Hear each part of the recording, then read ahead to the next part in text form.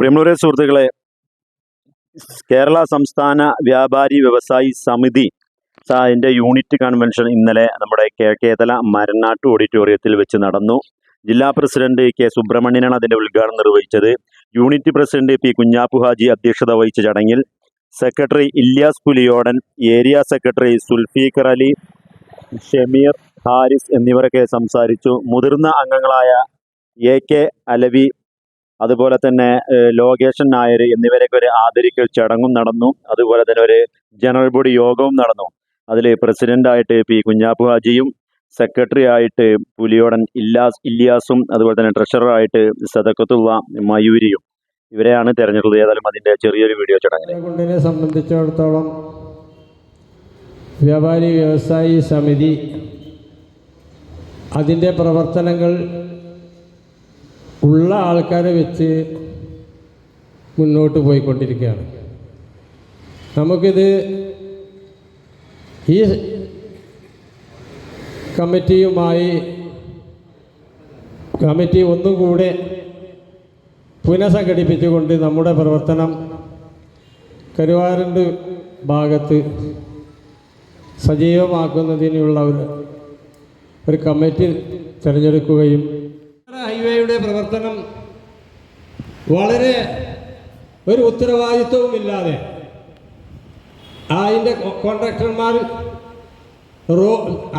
ആദ്യം നമ്മുടെ ഡ്രൈനേജൊക്കെ ശരിയാക്കിയതിന് ശേഷം, അല്ലെങ്കിൽ പിന്നെ പാലങ്ങൾ ഉണ്ടാക്കിയതിന് ശേഷം പൊളിച്ചിട്ട് ഇടേണ്ടത് മൊത്തത്തിൽ ആകെ പൊളിച്ച് മാറ്റുകയും വ്യാപാരികൾക്ക് ഒരു കാരണവശാലും റോഡിൽ പീടികയിൽ ഇരുന്ന് കച്ചവടം ചെയ്യാൻ പറ്റാത്ത ഒരവസ്ഥ വരികയും ചെയ്തു.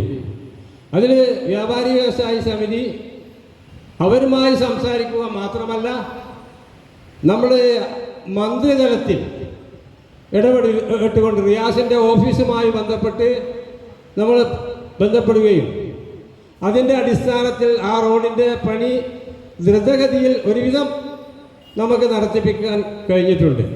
അങ്ങനെ വ്യാപാരികളുടെ എന്ത് പ്രശ്നം വന്ന് പറഞ്ഞാലും, അതുപോലെ ഒരു കച്ചവടക്കാരനെ, ഒരു വ്യാപാരിയെ, കുറച്ച് മദ്യപാന്മാർ, ഒന്നല്ല രണ്ട് വ്യാപാരികളെ, കുറച്ച് മദ്യം കുടിക്കുന്ന ആൾക്കാർ ചെന്ന് ശല്യം ചെയ്യുകയും ദിവസം ചെന്ന് ശല്യം ചെയ്യുന്നൊരവസ്ഥ ഉണ്ടായി.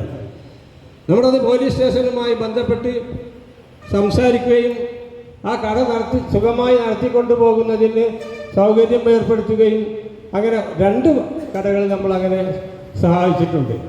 അങ്ങനെ പറയത്തക്ക ഒട്ടനവധി കാര്യങ്ങളുമായി നമ്മുടെ പരിമിതിക്കുള്ളിൽ നിന്നുകൊണ്ട് നമ്മൾ നടത്തുന്നുണ്ട്.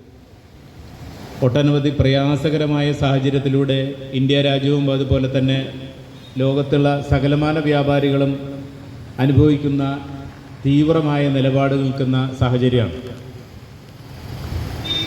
നമുക്കറിയാം, ഒരു വ്യാപാരം നിലനിർത്തി കൊണ്ടുപോവുക എന്നത് വളരെ ത്യാഗപൂർണമായി, അതുപോലെ തന്നെ പല നഷ്ടവും സഹിച്ച് ഗതികേടിൻ്റെ ഭാഗമായിട്ട് വ്യാപാരം നടത്തുന്ന ആളുകളാണ് നമ്മൾ.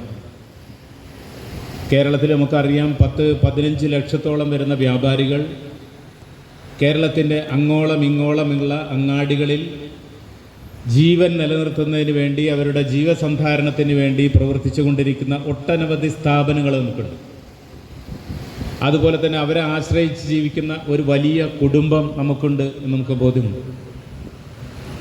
നമുക്കറിയാം, വ്യാപാരി സമൂഹത്തെ സഹായിക്കുന്ന തരത്തിൽ കേന്ദ്ര ഗവൺമെൻറ്റോ അതുപോലെ തന്നെ കേന്ദ്രത്തിലുള്ള വ്യാപാര മന്ത്രാലയമോ അതുപോലെ തന്നെ സംസ്ഥാന ഗവൺമെൻറ്റോ അനുകൂലമായ ഒരു നിലപാടുകൾ സ്വീകരിക്കുന്നില്ല എന്ന വലിയ കുറവ് വ്യാപാരികൾ അനുഭവിക്കുകയാണ്.